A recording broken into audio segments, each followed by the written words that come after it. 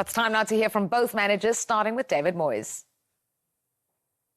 How different a Manchester United are you facing now under the charge of Michael Carrick, obviously, compared to what you faced at Old Trafford earlier this season? Well, I don't think there's any player changes, that's for sure. I think it's roughly the same players just about as what Ruben had when he was in charge. I think Michael's come in and done a brilliant job. I really do. I think he's sort of freshened the players up with the looks of it, and certainly freshened up the support as well in the way they're getting some victories.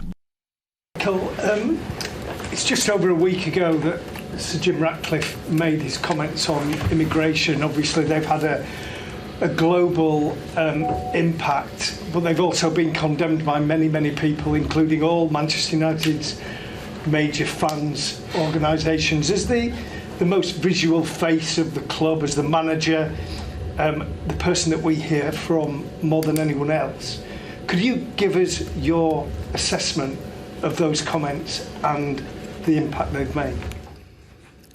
Yeah, I think Sir Jim's made a statement, and then the club's made a statement on the back of it, really. So for me to add to that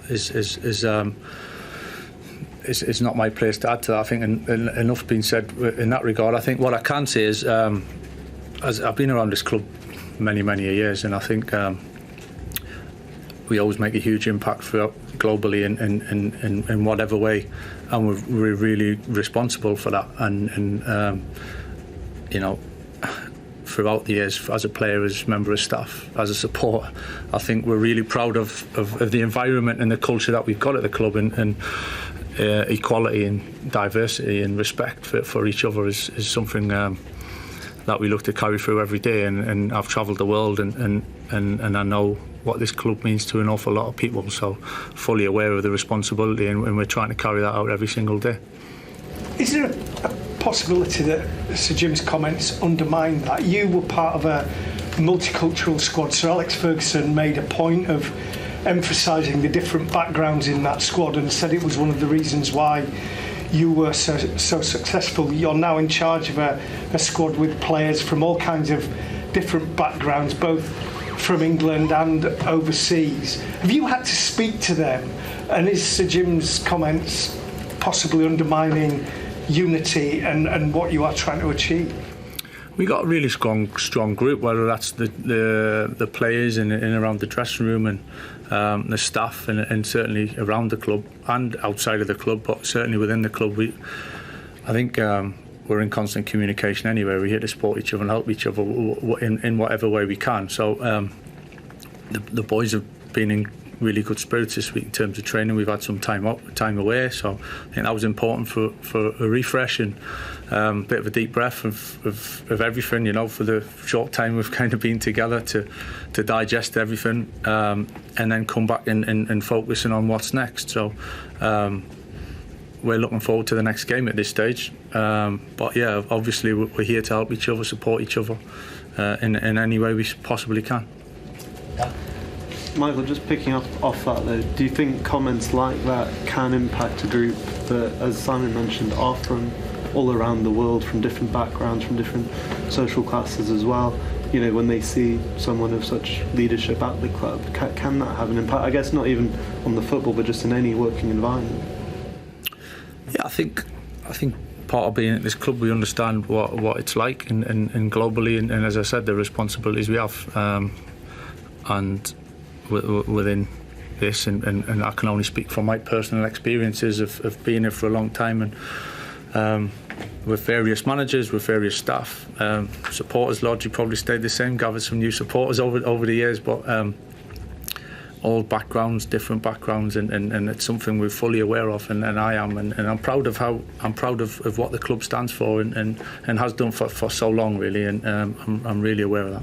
Just on team news now, looking ahead to Monday, I think you mentioned Mason Mount could be close back to fitness for Everton, and De Ligt. Do you have any kind of updates on those especially? Yeah, Mason's getting closer. I think we're really we're going to be patient as well, and we have been patient with him. So we don't want to push anything. He's an important part of the group, Mason, and we want him back and fit, and he'll have a big impact for us. So he's getting closer, which is good for us. Matt's a little bit working towards it. But as I said last week, he's a little bit behind Mason, really. So we're just trying to work with him to progress him to get him a bit closer, really. Michael, how'd you go about beating Everton? Listen, there's a lot goes into a game. David's teams are hard to play against, and he's such a good manager, and with the experience he's got and knowing what it takes to have success in this league, and it's a new challenge for us. It's one we're looking forward to. I think it's one where we've had a lot of time to look forward to it. So yeah, it's going to take a lot. I think it's going away to Everton. I know it's a new stadium, but historically, it's always been tough. It's always been the atmosphere and the supporters that they create. I think it's always been one of the toughest ones that I've played away from home. So we're aware with that, and then trying to be our best way we can. I think we've got things to improve on, but we've got a good base and a good foundation moving forward. Good spirit. So we'll have to draw on pretty much all of that on Monday night. You said you've had a couple of weeks here to just take a breath and assess the start that you'd made together. Did you feel like the West Ham performance was a little bit of a step back from what you've shown, and what are the details that you think need to change for this Everton game, who may well have a similar approach to West Ham as well? I think we've got to be a bit balanced, in terms of not getting carried away before that game in terms of winning games, and certainly not getting carried away if we don't come away with the 3 points. I think there's an understanding of games are tough to win in this league, and it's proven, not just for us. So I think a lot of the performance in terms of the control and how we went about the game there was a lot of. In the kind of the month or so that we had together, I think it was important for everyone to have a couple of days to digest that and take it in, and so the boys have trained a bit, had a few days off, trained a bit again, and looking to get the balance right of keeping the sharpness, keeping that the focus, which the boys have been, I have to say, really good in training again. And then moving forward, the fixtures have thrown up some mixture of gaps between games, really. So just adjusting and adapting, and we'll see what kind of comes of that. Especially obviously the international, and then a bit of a break after that. So we'll manage it as we go, but we'll obviously try and make the best of it. Unbeaten under Michael Carrick. The smile is back. Again? The stress is gone from yourself and other Manchester United fans. Does he get the job permanently? Yeah, I went early because I said he should get the job about a month ago, genuinely. And for me, I've got your pom-poms right here. No, sometimes these things will come back and bite you. But what I love about what he's done is he's not tried to change everything. He's brought that love back. He knows the club.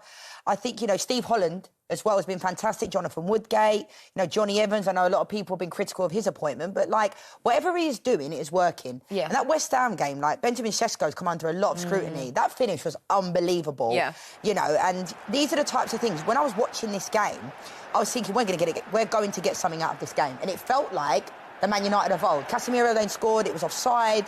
But Kobbie Mainoo, I mean, a player talking about coming back from, he started one game under Ruben Darren, So, not getting carried away, but, that's a decent opportunity there. Xerxes was really close. This wasn't the United we saw in the 3 games prior. Maybe, they dropped points for the first time. It was a little bit different. I mean, sorry, Jules, but that finish, that has to be in with goal of the season for me, because as a former centre-forward, when you watch that technique from Sesko was unbelievable. Why is it so good? Why? Because it's the natural instinct. He's past the front post and he's had that instinct. I mean, he missed a sitter against Tottenham the week before, and I know Bruno and him were having a conversation after. But, for me, I think he's still got a lot to learn. I know there's been a lot of comparisons between Sesko and Gyökeres because they were brought in at the same time. Gyökeres was supposed to go to Man United. But, I like what he's done so far. He's been in and out of the team. He's not been the main number 9. But at the same time, these finishes that he has are really good. And he's another one of those players who, as you mentioned, has come really good under Michael Carrick. That's a finish, to have his first touch facing the other way, to swivel, and the height he gets on these celebrations as well. I know it's been going viral, but he's up in the sky, But I'm not getting carried away. I sound like I am in my voice. It went all high pitched. But I'm happy with where Man United are at. And to answer your original question about why I think Carrick should get the job, this is the Man United of now. This isn't the Man United of old. And I had to have a word with myself because I'm sitting here saying, Man United are going to get Ancelotti, they should get Emery, they should get Luis Enrique. We're not that Man United. We're still one of the biggest football clubs in the world, Darren, but we're not that Man United as we were under Sir Alex. Yeah, no, listen, I agree with you, but I don't actually agree for a slightly different reason. I don't think that you're settling for Michael Carrick. I think if you look at all the different metrics, he ticks the boxes. You know, he's improved players. Sesko looked like he was an expensive mistake, and now he looks as though he's a decent striker. He's brought the feel-good factor back to the club. He's got them playing in the way that we've come to understand Man United should be playing, which is with adventure and confidence and charisma. And I think as far as he is concerned, he's one of your own. So why would you not keep him? And there must also be this element from the players. They've seen what he's done. He's played recently enough for them to, have been able to watch him, probably seen him on YouTube. There would be a lot of players who would respect him just because of that and maybe more inclined to listen to what he has to say. You get respect when you come in, but then it's what you do with that respect. And there's a calm assuredness. I remember the Arsenal-Man United game, and Arteta was all over the place, and Carrick had his arms behind his back. He was very calm on the touchline. He'd handed the responsibility over to the players, and it's no coincidence that they've now gone 9 games undefeated. That's their best run for 5 years, and I think that's going to continue under Carrick. He's got a hard assignment because Everton's run is fantastic. I think they're looking to do the double over Man United for the first time since the 13-14 season. It's going to be a fascinating game. If I'm not mistaken, Carrick played under David Moyes at Manchester United, so it's the master against the apprentice. But what I like what he's doing, though, Darren, is, from what I'm hearing, he's making the sessions shorter in training, so it's more intensity, but for less amount of time. And I know foreign managers, I've played under many of them, they like you at the training ground for 9-10 hours a day. It's very regimented. And I think, he understands the players. You're talking about when I played under people, let us do our thing. We've had all week to prepare for this game. And when you see managers on the touchline, different people like different things, shouting and hollering. But I personally prefer the managers just let us do our thing. And Carrick's going to academy games. He's at the under-23 games. That is Manchester United. 100%. That is how Manchester United have been. That's another box to tick. Exactly. All the different metrics, you have the answer. Listen, if you look at the last 15 years, for example, I'll give you a couple of other examples where people have wanted the grand and the exotic. England, Gareth Southgate, they wanted so many other big names. And here was this guy right under their nose that didn't just play good stuff, but what he did was he changed the culture of the club. And he also was the right man for the right moment in the difficult social climate that existed in the country at that time. And he got us to semi-finals. He got us to finals. I think that we have under our noses at Manchester United a guy who could meet that moment as well. Well, as much as Manchester United are pushing for the Champions League places, Everton themselves are dreaming of Europe. I mean, if they'd won that game against Bournemouth, which they went on to lose, they would have gone above Liverpool in the table. Can they do it? It's a big ask because I don't think they have the strength in depth. I think the fact that Jack Grealish is now out as well, and I think one of Everton's biggest problems, ironically, Dominic Calvert-Lewin moving over to Leeds and scoring goals, but he was never really fit for them for the last 3 or 4 seasons. They haven't got players that can put the ball in the back of the net. That's been one of their biggest problems, isn't it? Yeah. Yeah, I do. I think so too. They needed goal scorers in the window. They didn't get them. They're going to have to address that in the summer. Well, Tim, it's been 2 years, as we said, to the day that Ineos got this minority stake in Manchester United. Do you feel like he's improved the club since he's got this ownership? Oh, I think they went backwards at one stage, and I think now they're in a position where he'd be quite happy moving forward. I think Michael's steadied the ship there. Team's playing very well. It's a small sample size, obviously, but I really think that they will go on and finish in the Champions League spots, which that club needs. Robbie talked about the finances, what that brings to any football club. Manchester United have to be in the Champions League, and I think Michael Carrick has put them in a position to be able to achieve that. I really believe they will get there. But they've gone for a few managers to be able to get to this one, and this one's only till the end of the season, so it'd be really interested. I'm interested to see what they do at the end of the season. I think that Michael Carrick might do so well that it's impossible for them not to give him the job on a full-time basis, because no Thomas Tuchel anymore. It looks like Mauricio Pochettino, whether he was in the frame or whether he wasn't, will go to Tottenham Hotspur. So there's a limited amount of options for him to choose upon now. It all depends whether Michael gets the job or not, depending on who else is out there and who else wants the Man United job. I'm sure there's a queue around the block for that job. But I believe they've got the right man in charge now. And I'm not saying that he's always going to get tarnished with that Ole Gunnar Solskjaer brush. People say, well, yeah, but there's no need. Exactly, I agree. There's no need to give him the job now. But by the end of the season, that's why I don't want to say in hindsight, I believe he takes them to the Champions League, and I think he's the right man for the football club. You alluded to it a little bit about sort of knowing a club, when you took over and you had that respect from the players already. Is that what's really important? Is this why you feel that this was a good appointment for Manchester United, for Michael Carrick?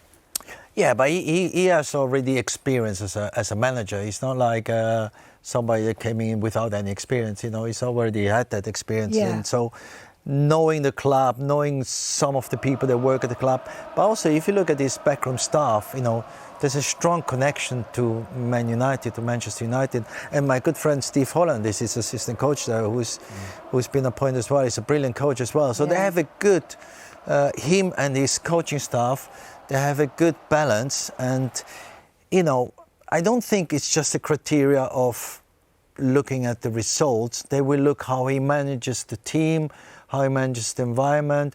The way they're playing is certainly exciting, and it's the way Manchester United fans want to see the team play.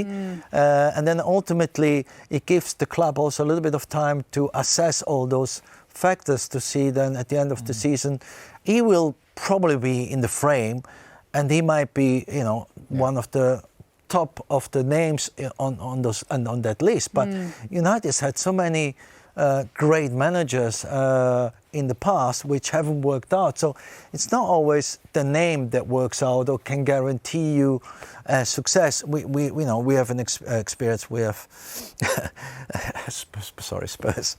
Antonio Conte. He's been successful everywhere, but it doesn't always guarantee you success, because there has to be a connection between the manager or the management and the staff and the players and the club, because it's so important that the club and the management, they work together and they have a relationship, a professional relationship. It's one of my mistakes actually when I was a manager. Really?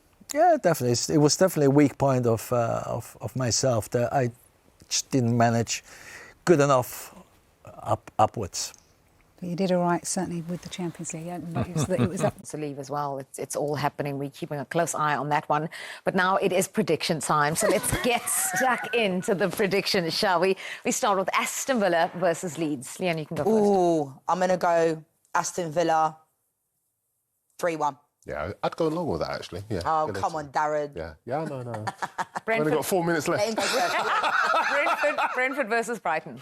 Brentford at home, very, very strong. I think they'll win this by 2-0. Yeah, I'm going to go Brentford 2-1. Chelsea Burnley. I'm going to go Chelsea 2-0. Yeah, Burnley are poor. Chelsea should win this by 4 goals. West Ham Bournemouth. West Ham to continue the momentum.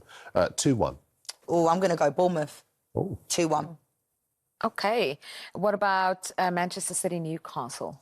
I said at the beginning of the show, I feel like, I don't know, I have this feeling that Newcastle could get a tune out of this, so I'm going to go 1-1. I don't know why, I just feel it. I could be wrong. Newcastle are winless in 20 visits to Manchester City. Could change. Similar to when Spurs go to the Etihad. I'm going to go with City to win by 3-1. Okay, then on to Sunday's games. Crystal Palace versus Wolves.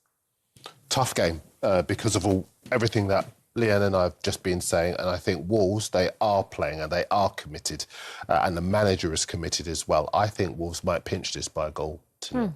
I'm going to go 1-1, and only because I think Palace still have quality players, better quality than Wolves. I know obviously Wolves have brought in Armstrong, but I'm going to go 1-1.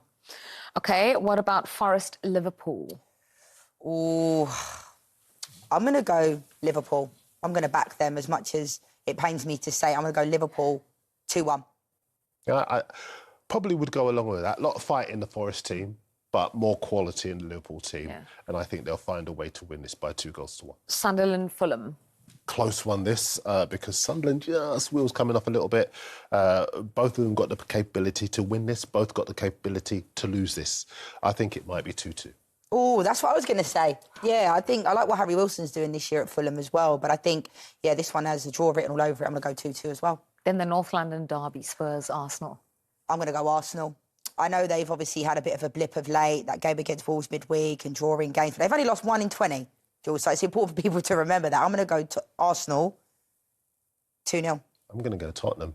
No, not really. No, you can do. No, you can do. I mean, new manager. I know that's going to be on TikTok. I know it. I'm going to go Arsenal. Arsenal should have far more quality, and Spurs just can't stop conceding.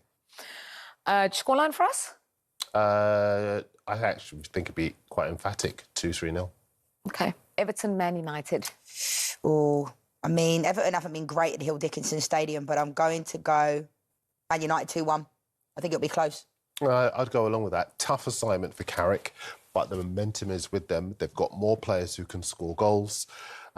They've shown that character, didn't they, to go all the way to the wire against West Ham, and I think they'll do that again. I think they'll overwhelm Everton and maybe win by 3-1. Okay, which game are you most looking forward to this weekend? We have like a minute left. North London derby. I mean, all day long. I know Tottenham haven't been in the greatest run of form, but I think this is one of the biggest games in world football, genuinely. Yeah. As someone that's been to this game and like the feeling amongst the fans, and I think if Arsenal can win this one, it won't stop them from feeling the negativity that they felt of late from the draws against Wolves and Forest and Sunderland and Brentford. But I do think this is the game you look forward to, isn't it? Yeah, I think it is. Just to see whether the anxieties are going to get to them or not, because which Arsenal will turn up. That's the thing. Yeah, and we're wondering what will Igor Tudor's Tottenham Hotspur look like, and we won't have to wait long. So are the Tottenham players. Big weekend of Premier League coming up. We are already looking forward to it. I know you're going to have a fabulous weekend watching the football. Thanks to Darren, thanks to Leanne, and thanks to all of you for joining.